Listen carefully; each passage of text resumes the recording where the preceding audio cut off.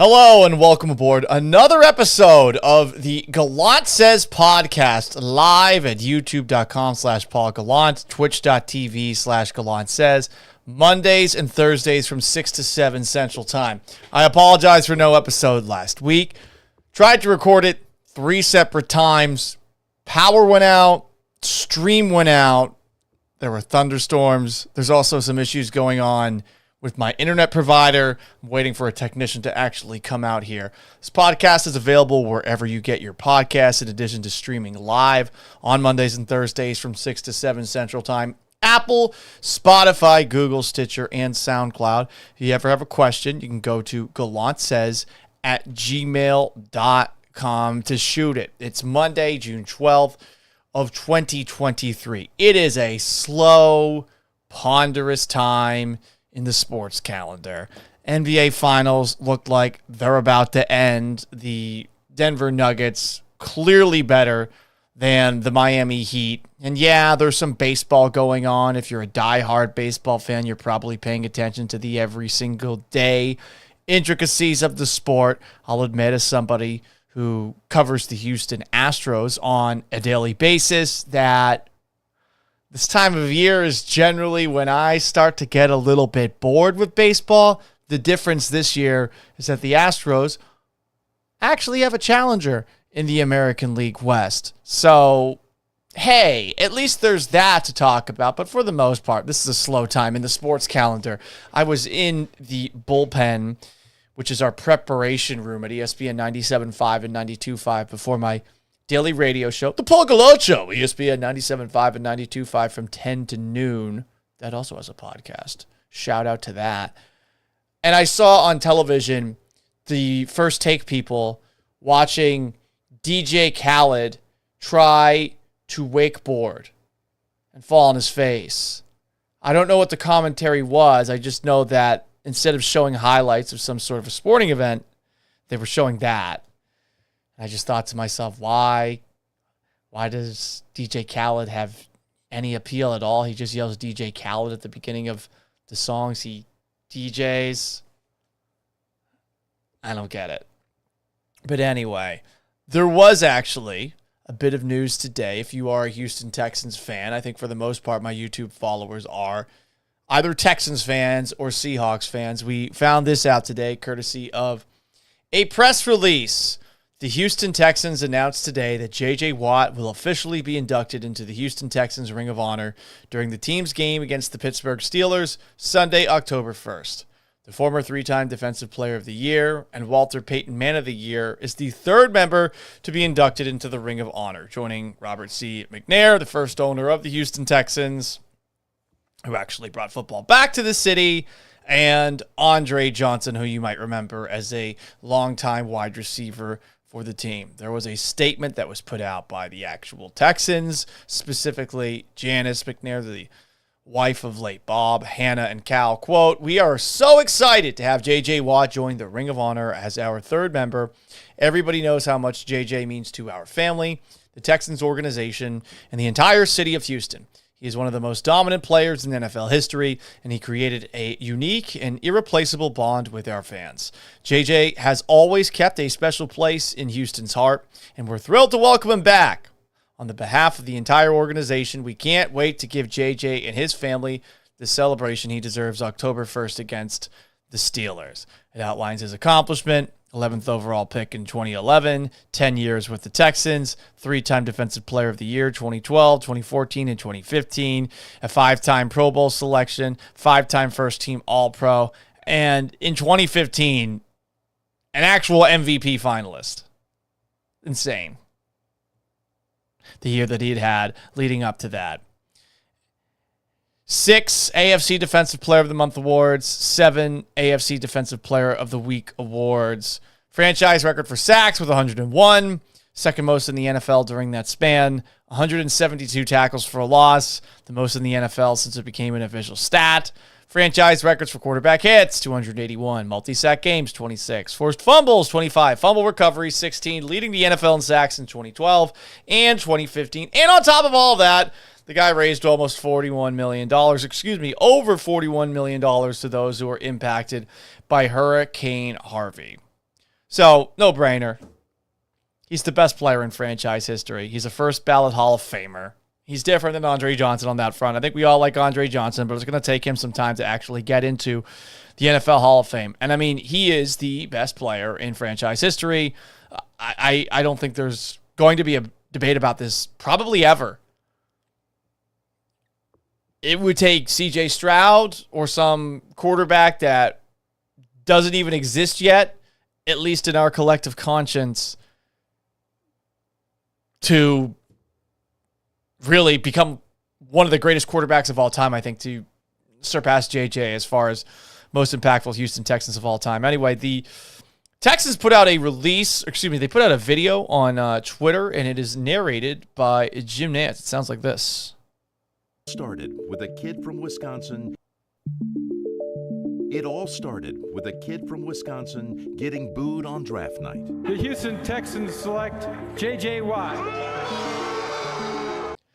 Imagine if you're those three guys, if you're watching youtube.com/Paul Gallant or twitch.tv/Gallant Says. Imagine being those three guys. I mean, fuck. You just look like complete assholes.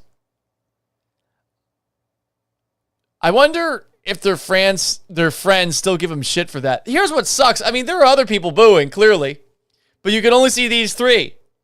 And I think this is actually the clearest image that we have of these three. Again, youtube.com/Paul Gallant, twitch.tv/Gallant Says, that I could find on the internet, because I remember looking for a very long time to find the original video of J.J. Watt getting booed on draft night. I'm not sure who it is that they wanted the Houston Texans to take instead. I know that leading up to the draft that some people wanted them to get Aldon Smith. I think Aldon Smith went, like 1 pick, 2 picks before JJ, 11th overall? Was Aldon Smith still on the board? Whatever the case. The video, narrated by Jim Nantz, continues. But that only became even more motivation to be the best. I've heard there have been disappointed people, and that's fine with me. I've been doubted before. Here comes pressure. J.J. Watt sacks Drew Brees. We've shared some big moments together on the biggest of stages. Watt takes it across the 15. Pick 6. That was the Texans-Bengals pick 6. The national call of that, you could look it up online. Fucking dreadful. I don't know who was on the call for that early Saturday afternoon game in the 2011-2012 playoffs between the Texans and the Bengals, because I was at the flagship 610 doing highlights. I only heard the call by Mark Vandermeer. Good dude. And I was watching it on this television that was so small. And I remember, since I was more focused on the actual computer that I was working with, I don't think I saw it live. I remember hearing Vandermeer get really excited about it, and then I saw a million replays, and little did any of us know that that would be the exclamation point that really started J.J. Watt's career. Remember, most of 2011, he didn't do anything. And I remember coming to Houston midway through the 2011 year. I think they had just beat the Steelers, and I want to say Mario Williams went down for the year in that game. So, yeah, there you go. That was when he first arrived. And then you got a little bit of corniness with JJ as this little video with Jim Nantz narrating continues. I know is, you mess with me, you got problems. Let's go! Let's go! Let's go! Come on! Come on! It wasn't always pretty, but boy, was it fun. JJ with the catch, touchdown, Houston! Showing him catching some passes. That 2015 season is still just so fucking crazy. He was returning fumbles and interceptions for touchdowns left and right. He was catching touchdown passes. I mean, he was an actual MVP finalist, and I thought had a very good cause to be named it. Anyway, this video continues. YouTube.com/Paul Gallant, Twitch.tv/ESPN975. Hey, poor Marine at Twitch.tv/ESPN975 commenting, roids are so good. Lots of people do roids in the NFL. And I'm not saying J.J. Watt did them. Brian Cushing clearly did them because he's gotten popped a couple of times. Hey, I have no problem with anybody who enhances themselves to play football. No problem with it at all. Come on. It's a violent fucking game. You want to be as big as you possibly can. Come on now. I would do steroids if it wouldn't make my penis and my balls shrink, which is what they supposedly do when you take it. Anyway, The video with Jim Nantz narrating continues. There were some extreme highs. I was a 2-star recruit coming out of high school going into college. Now I have 3 Defensive Player of the Year trophies. And life-changing memories. 100 for J.J. Watt. But there were also some lows and times we needed to rally. Harvey provoking an unfolding flooding disaster. But we did it together. Showed up time and time again when it was needed most. And through it all, he has always kept a special place in Houston's heart. I know it's been a while since we were all together, but... H-Town, I'm coming home. So there you go. That's the video of J.J. Watt. That's the jacket that they're going to give him when they put him in the Ring of Honor, then retire his number. There were a couple other things that were posted online. There was this video of J.J. Watt, and it was an address to Texans fans. Looks like it's coming from his log cabin. Check that, his rustic log cabin. YouTube.com/Paul Gallant, Twitch.tv/Gallant Says. Houston, where do I start? 12 years ago, I was just a little kid. I was coming to a city that I knew not a whole lot about. I knew there was good barbecue and pickup trucks. That was about the extent of my knowledge. The extent of my knowledge when I first moved down here, one of the selling points was I was told that the women are hot. I'm not even kidding. The person that hired me originally brought up, because he knew that I was from Massachusetts originally, and he said, Paul, you live in a state with dogs. And again, nothing wrong to find ladies of Massachusetts. This is what this person told me when we were finalizing the process. And I got to say, people are a lot better looking here than they are in other cities. Seattle. No offense, Seattle people. Also Boston. Lesser extent, Syracuse, New York. St. Petersburg, Florida? Hell yeah. Anyway, some more comments here. Twitch.tv/ESPN975. We have Spoon and Poor Marine going back and forth over the idea that J.J. Watt was an attention whore. Well, look, you get thrust into that position as the face of a franchise, and perhaps having this mindset that you need to be Captain America, which he clearly felt the need to have. I could see how someone would maybe get lost in the weeds or eventually come off as either corny or annoying. I think the cool thing about J.J. Watt has been that he became self-aware of all of that. And something that we do have to remember when we're talking about young athletes who are first making it onto the scene and first making it in front of a bunch of people that are, just watching them play a game but don't actually know the human being. I think it's very easy for us to sit and cast stones. Yeah, I think he needed somebody to shake him and probably tell him, like, dude, you look like such a dork. I think that the guys at Part of My Take did a very good job of making J.J. Watt seem like an actual human as opposed to this robotic Captain America. He's even acknowledged as much. And again, as we get older and older, we get more self-aware. We gain a little bit of grace. I feel like the J.J. Watt today is a pretty cool dude. And based off of a couple of things that I've heard about what he's done behind the scenes with people I used to work with and with other people as well. And of course, you have the Hurricane Harvey thing. So there's an element of a lot of athletes becoming really relevant, and then you see them a lot. They're speaking a lot. And they're athletes at the end of the day. And I guess we're all expecting them to nail every single one-liner or something like that, or to just do whatever it is that makes us happy. Maybe we don't like it when they, take a step outside the boundaries of comfortable topics for us.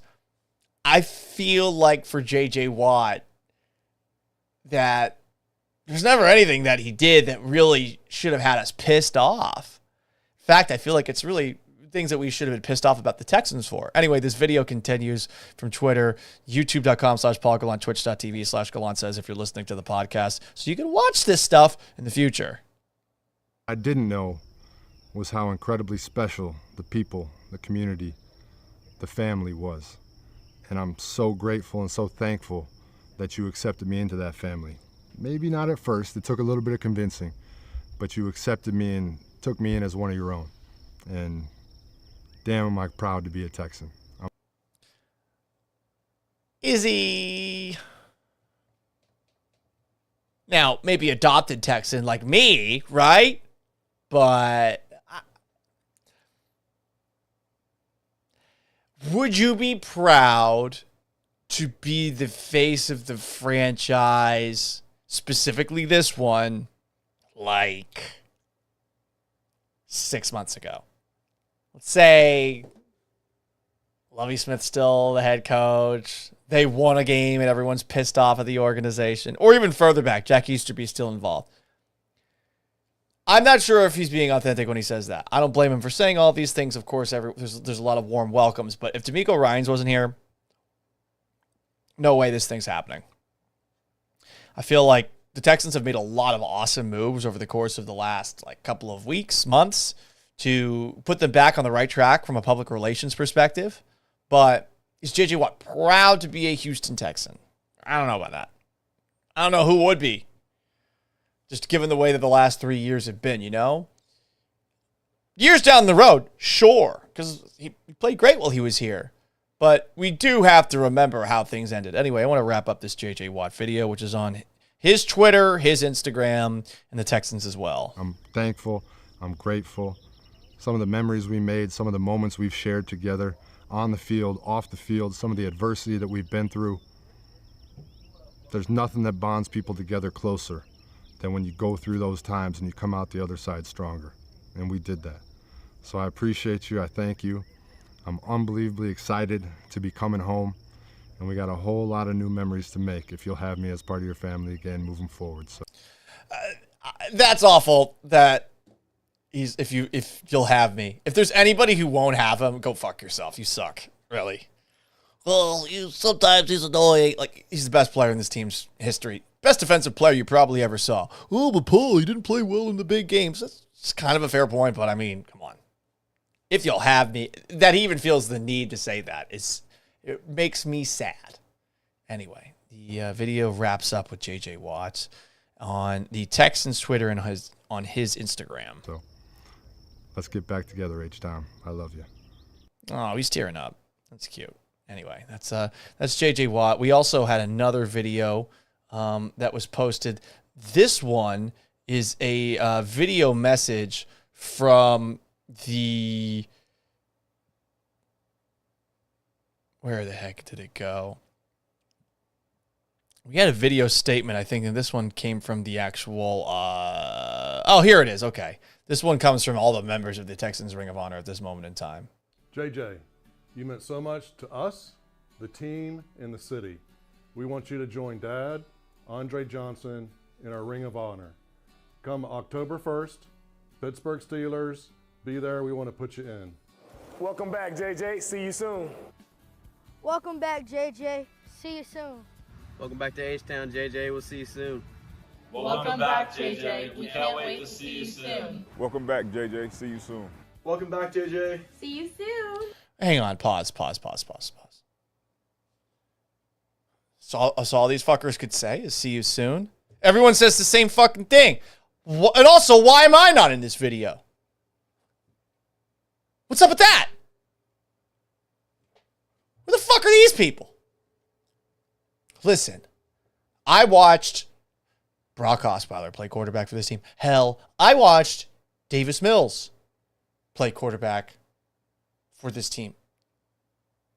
I walked around the bowels of NRG Stadium thinking long and hard about the best way to kill myself, run onto the football field looking like I'm carrying a weapon, jumping out of the press box.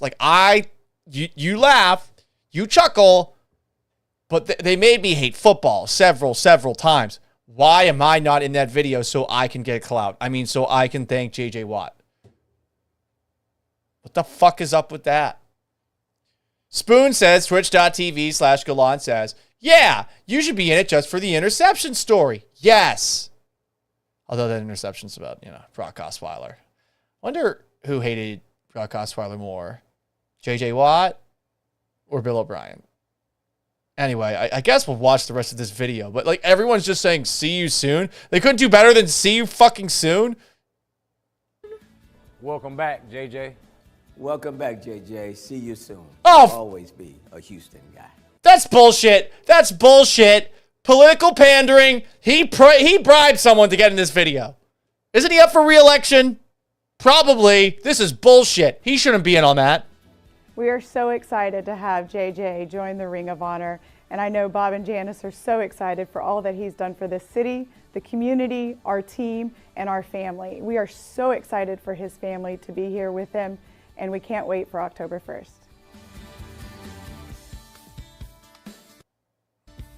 Red jacket. There you go.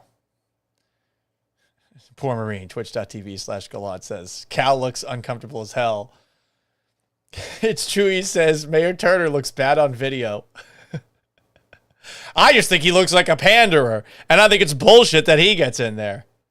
Who's more relevant, Sylvester Turner, Paul Gallant? Come on, we all know the answer to that question. What's frustrating about today, if you are a Texans fan, is that they get to whitewash the way that this thing ended.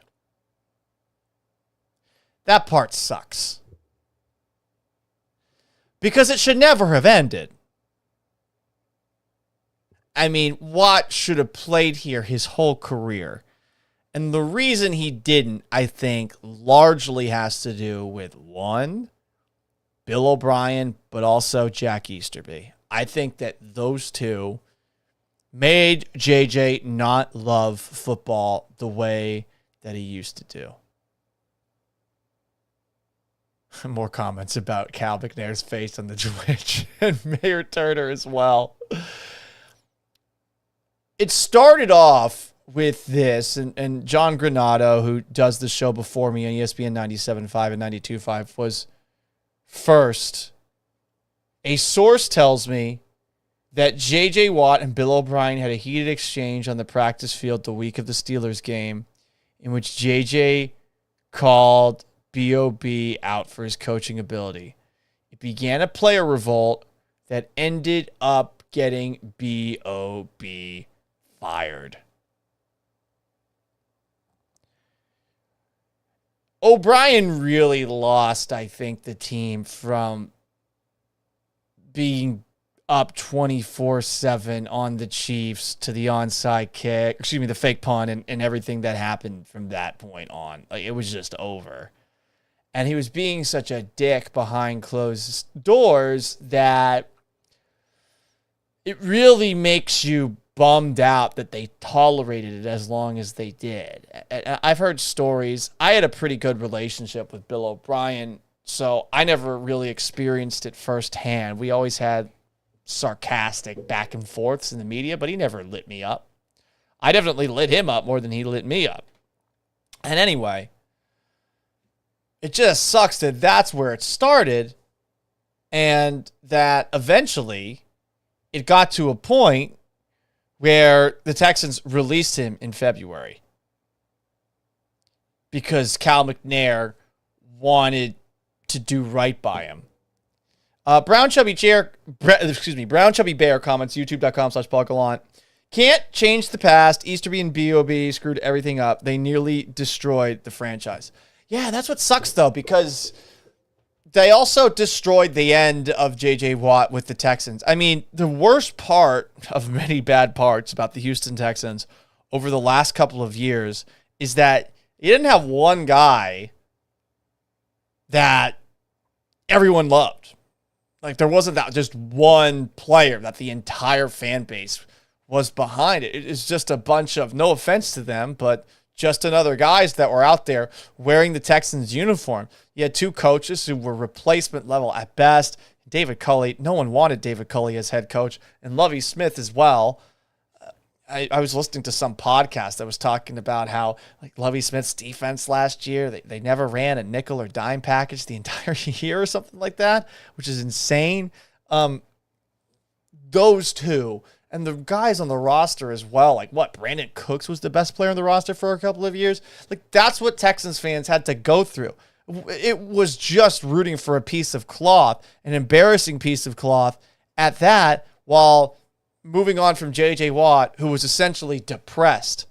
And then he goes to the Cardinals. And I mean, the Cardinals the last couple of years, that can't have been a fun experience for JJ. They had good starts, but they had awful finishes to the year. And he finishes it there instead of here.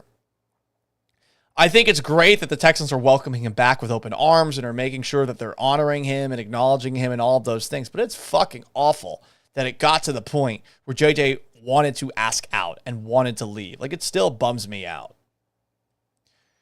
Spoon DJ says, remember when he apologized to Deshaun Watson for wasting a year? Well, actually, yes, I do. And here's a video of that. Twitch.tv/Gallant Says, YouTube.com/Paul Gallant. Good job, brother. Sorry. Hang on a second. Pause. Oh.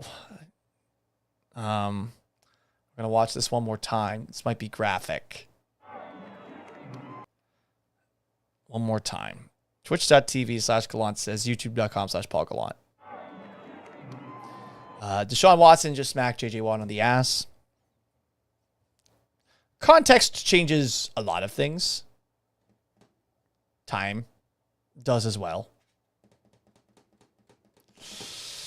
But, yep, that happened. Anyway, here is the video continuing where J.J. Watt apologizes to Deshaun Watson. This is from Inside the NFL and Showtime.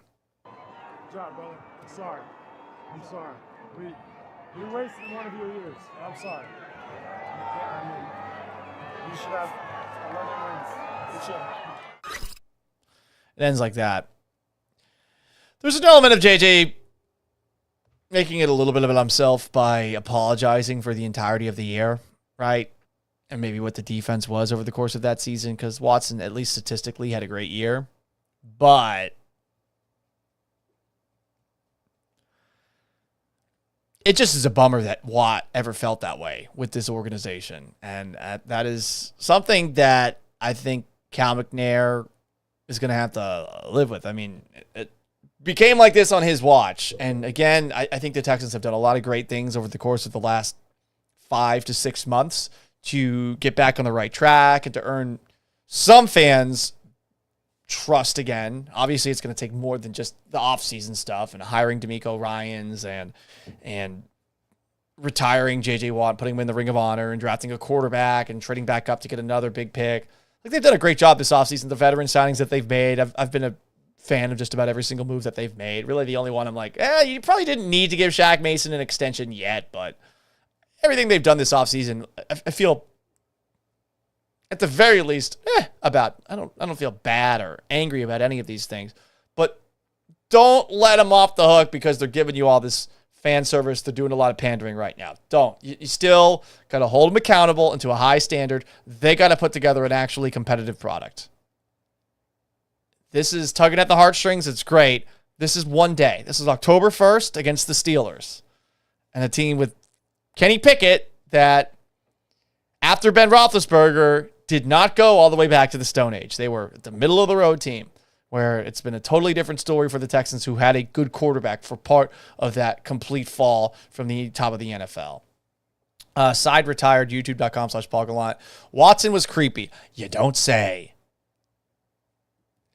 I've spoken with a couple of people, friends of mine, and it wasn't like he was just direct messaging masseuses. The guy was shooting a shot with everybody. And who am I to judge? I've done the same thing. You go on the dating apps, you see somebody and you're like, there's no way this person's going to swipe right on me or match with me. So then you maybe see if their social media profiles are up. Instagram, you follow them, you send a direct message. Fuck it, why not, right? You got to fight for your right to get married? For a lover? Anyway, Watson did a lot of that, but I don't think anybody is surprised by that either. Twitch.tv/Gallant Says, Paul, do they still sell seat cushions at Patriots games? I don't know.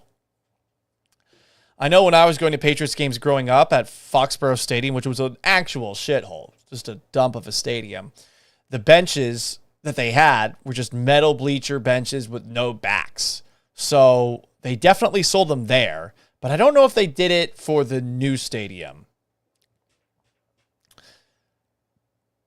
back in the day, there were seat cushions that people would sell to the game for a fundraiser. From 87 to 89, yeah, that makes sense. Foxborough Stadium, I guess, was slightly less of a dump during that time. They played in that stadium for another 12 years. And again, awful stadium. Awful stadium.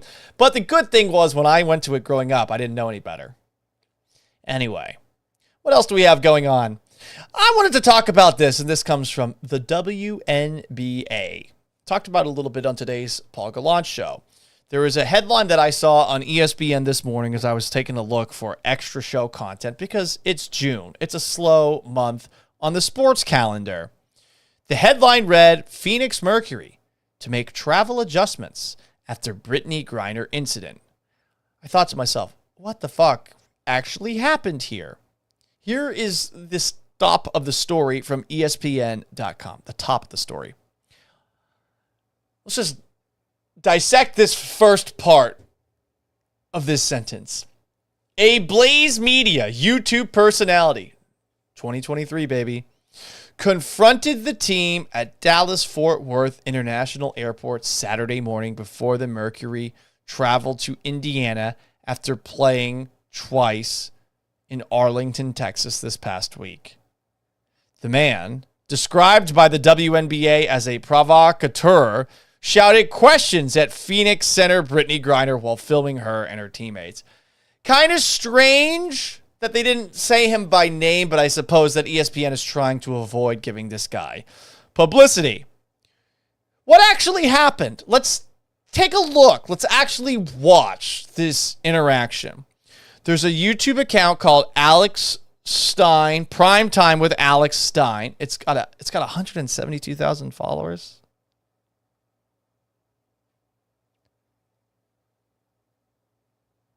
I've watched this video. This guy has 172,000 followers on YouTube. I've got like 2.26. Oh boy. All right. Well, we're gonna show the video. BG, was that a fair trade for the Merchant of Death? I know you kill it on the court, but he kills it in real life. You kill it on the court, he kills it in real life. I mean, that's the best you could do? Got 172,000 followers on YouTube. I'm assuming he's funny? That he has talent? Or maybe this is just further proof that there is no God when it comes to getting clout on the internet. I'm never going to be famous. Ever. Yeah, let's keep watching this video, I guess. Is it true you'd have sex with Vladimir Putin to get released from Russia, Britt? Out of the way, dog. Britt. Gotta say, they gotta get taller security, the Phoenix Mercury here. Because this guy is trying to shove Alex Stein away, and he's not doing a great job. Bigger security would help, especially if the Brittany Griner and the Phoenix Mercury are traveling through an airport. Maybe create a little bit of separation from arguably the most polarizing women's sport player in American history. For her part, there has been quite the road for her. In the past, she said she wasn't a fan of the United States of America. I'm paraphrasing. I don't remember the specifics. She goes there. She cuts the line like Marines like Paul Whelan and some other people that are overseas in Russia, still in Russian prisons. She gets to jump the line even though she only went there because it was her fault. She was bringing weed vape cartridges to Russia. Those aren't legal to transport in the United States. Anyone who knows a thing or two about the Oski-Woski knows, like, good luck if you're trying to bring that stuff into another country. And I imagine if it actually got flagged by Russia, where she goes to play for more money than she makes in the United States, you would think that maybe you're a little bit smarter about packing when you go there. She had some awful excuse too, like, oh, I was running out of time. To pack for Russia to go play basketball there. You were running out of time? That's not a good enough excuse. It's a believable one for some. I think a lot of us are last-second packers and stuff. But come on. Is it kind of ridiculous that Russia held her as a prisoner? Yeah. Everyone has different laws, but let's not act like Russia wasn't doing their own posturing and showing off the trophy that they had. Griner, since she's come back, to her credit, I feel like has handled this with a lot of grace. Again, to each their own on how they're going to respond to this. Let's just go back to this Alex Stein video. This guy, I can't believe he's got 172,000 followers. I can't. I absolutely can't. Dick Slade Spawn asks, youtube.com/Paul Gallant, is JJ playing for the Texans again? No. He's just going to have his jersey retired and get announced into the Ring of Honor October 1st against the Steelers. Jake, maybe Hopkins comes back to Houston. No deal with the Titans. I don't think that's happening for a variety of different reasons. First off, Cal McNair probably isn't the biggest fan of DeAndre Hopkins because there once was a time where DeAndre Hopkins intimated that his father, Bob McNair, the former owner of the Houston Texans, was a slave owner. This was during that saga leading up to the Texans-Seahawks game back in 2017, where McNair, during NFL owners' meetings with, I guess, league officials and others, the NFL Players Association, some of their reps, said, we can't have the inmates running the prison. Those comments came out publicly before a Texans game against the Seahawks. They all went out of practice, stormed out of practice that day. And on top of that, Hopkins basically said he wasn't going to come back to the team. Now, he did come back, and everyone played on that game against the Seahawks, which was during Game 5 of the, or right before Game 5 of the World Series between the Astros and the Dodgers. But anyway, that was a big thing. And a bit of a hyperbolistic statement, no, to say that like you feel like you're a slave playing for a National Football League team when you're paid all that you're paid. Whatever the case. This was all about the Colin Kaepernick kneeling stuff. Let's go back, though, youtube.com/Paul Gallant, to this video that we were watching. This is Alex Stein, and that's titled, Alex Stein Calls Out Brittany Griner. And I got to say, like, based off of what we have seen thus far, the jokes that he has made, the first joke is, hey, Brittany Griner, you killed on the basketball court. The Merchant of Death kills people. What's up with that? In addition to that, he also said, hey, did you have to have sex with Vladimir Putin to get out? That's all he's got thus far. I feel like he's just being like an annoying paparazzi man. The video continues. Britt, is it true you had to get out of the way? What about his wife? What are you doing? I'm trying to talk to Brittany. Hey, Britt, do you still want to boycott America, Brittany? Stop. Well, get off me. Stop. Stop. I'm weird. Why? She hates America. What about the Merchant of Death, Britt? The only person being weird is him. This is crazy people behavior. And I guess everyone wants to do these like man on the street prank videos these days, and I guess there's a market for it. And maybe you hate Brittany Griner with a passion of 1,000 suns. I don't have the energy for that. But I'm struggling to see how this content is successful. And honestly, like that's all I really care about here. I don't really give a fuck about like the do's and don'ts of being an asshole at an airport. It's more like, how is this person famous and I'm not? That's it. Does that make me a bad person? Yes. But whatever. I don't give a fuck. This is bullshit. This guy's 172,000 followers on YouTube, and I've yet to see something that's funny. Get off me. Stop, dude. Get off me. Was that a fair trade for the Merchant of Death? I know you killed on the court. You killed in real life. Is it true you had to have sex with Vladimir Putin? What are you get released from Russia, Britt? Britt! Why are you being like that? Dude, I want to talk to Britt. Britt, you scared to talk to me? Britt, you're scared. Have a good day. The Merchant of Death, Britt. Have a good day. You should be ashamed of yourself. Here's the pause again. So, Brittany Griner did not control that trade. And I imagine, given all the backlash that she has probably had since she returned to the United States, I doubt she wishes that the Merchant of Death was traded from a Russian prison, from an American prison. It's a Russian arms dealer. That's what the Merchant of Death is. He's all about. I forget what his fucking name is. I think the movie Lord of War starring Nicolas Cage is based off of him. That fucking guy. Do you think Brittany Griner wanted to be a part of a U.S.-Russia prisoner exchange? I doubt it. But a lot of celebrities were pushing for Griner to be released, specifically famous athletes. Is she in control of that? She's not. I'm sure she's ashamed of having been arrested and jailed in Russia for almost a year for having weed on her, you know?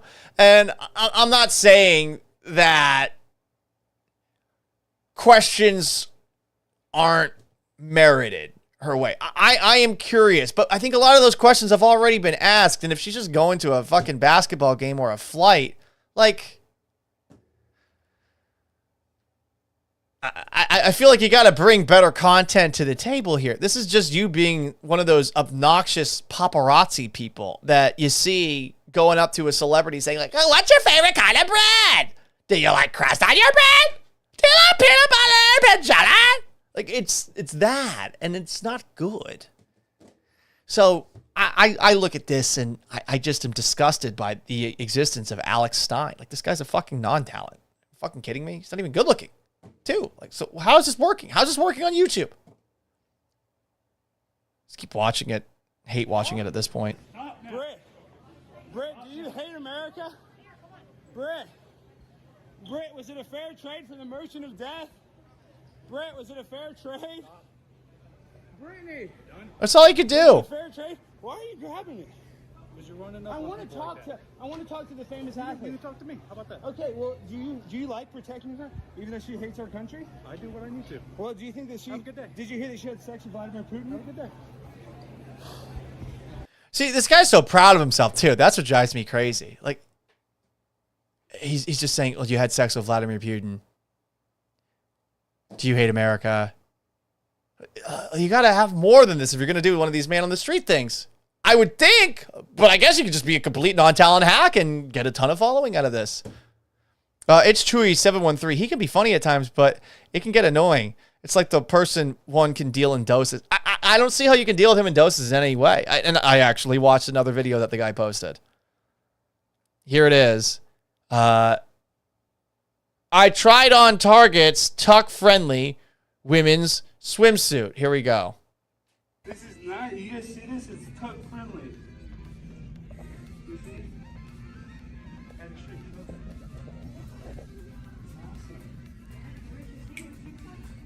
Yeah, I saw it on TikTok too. We're at Target, checking out their tuck friendly Pride collection. That's right, guys. Extra crotch coverage, tuck friendly construction. Thank you, Target. No, it is. This is the tucky one. Yeah, it is. Look. Okay, so if he's out of the store, he had to buy it. So he definitely purchased this.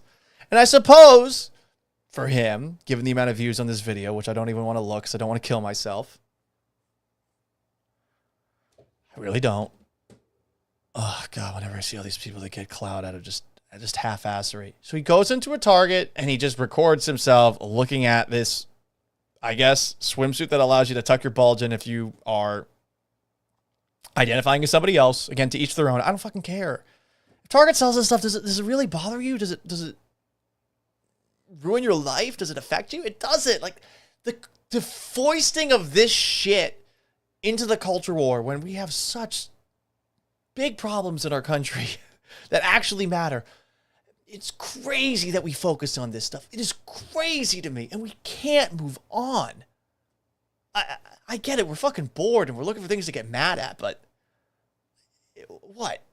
Target needs to go out of business because a couple of them have these there? Tuck-friendly one-piece suits? They're not even good suits. Ugh, I don't get it. Apparently he's appealing to some. Anyway, this video continues. Tuck-friendly construction. Okay, well, let's see how tuck-friendly it is. Hey, well, you can... Wow, it's so tuck-friendly. It's nice to do. Let's come here. I love the tuck-friendly bathing suit. Hide all of it. Look, this is nice. You guys see this? It's tuck-friendly. I think they heard you the first time.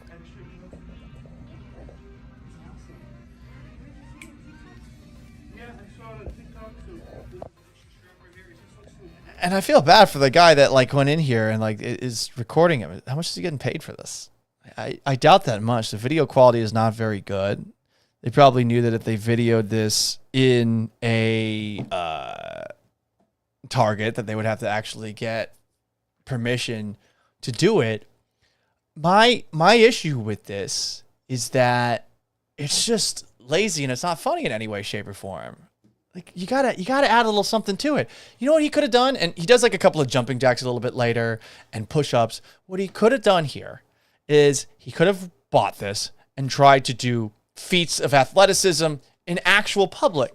But I think that this guy's too scared to go out in public wearing this shit. I think he just buys it, wears it inside, knows that there aren't going to be that many people seeing him in it, feels comfortable posting the video of it because it's a little bit different than actually like going out in public with it. If he's going out in public with it, great. By the way, it does not seem like it's doing that much tucking either, this swimsuit. That's so damn controversial. I get that we're bored and I get that we don't have that much to talk about these days, but fuck, man. I feel like there are things to focus on that aren't this, that are, I don't know, one, funnier than this shitty YouTube video, but two, more important, like, goddamn, if you're living on the internet all day long and like this is the stuff that you're looking for to get mad about, I don't know what to tell you, but this guy's a hack and he's not funny. If you're going to make fun of Brittany Griner, you're going to make fun of like tuck-friendly men's bathing suits, you got to bring better content to the table than this, I would think, but I guess not. I guess you could literally just go outside and fart into a YouTube camera and boom, next thing you know, you're going to be famous. Fuck me, right? Anyway, twitch.tv/Gallant Says, youtube.com/Paul Gallant. One last thing before I hit the road. This is great news, and this comes courtesy of the Houston Chronicle. Texas will ditch the use of most paper tags for vehicles, but take more than 2 years to transition away from the temporary tags that police say have been a bonanza for bogus dealers.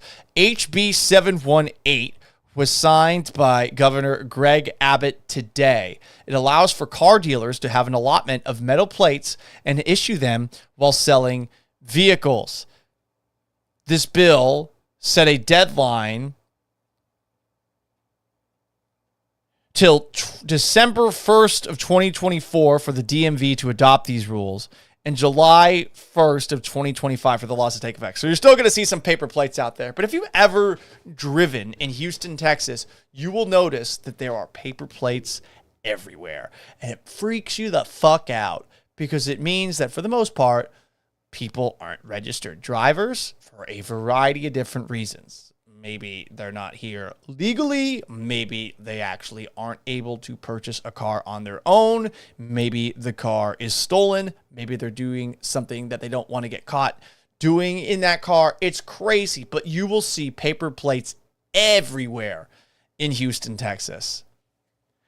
And I figured that this is something that would be addressed at some point, but it hasn't. And I looked up a piece from khou.com that goes back to April 6th of last year.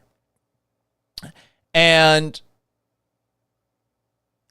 apparently Texas loses about $220 million.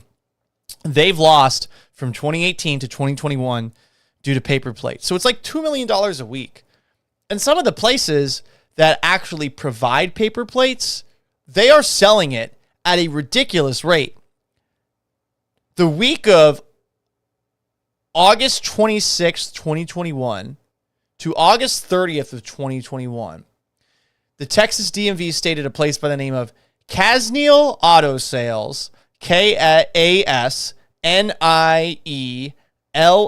Auto Sales, issued 7,800 buyer temporary tags in less than a week, which is impossible. And the place, which has its location on Lockwood Drive, never existed. Like KHOU went to the place to find it and to ask questions. It didn't exist. And you have to wonder how many other places are these fraudulent tag operations that are selling these and making a ton of money. Meanwhile, people who aren't registering are making a shit ton of money in the process. I can't believe it's taken them this long to try and tackle this situation. It's a fucking ton of money that could be going to the state. Again, is $220 million going to do a ton over a 3-year stretch? Not that much, but it still does something. It's a ton of money. Comments here. Twitch.tv/ESPN.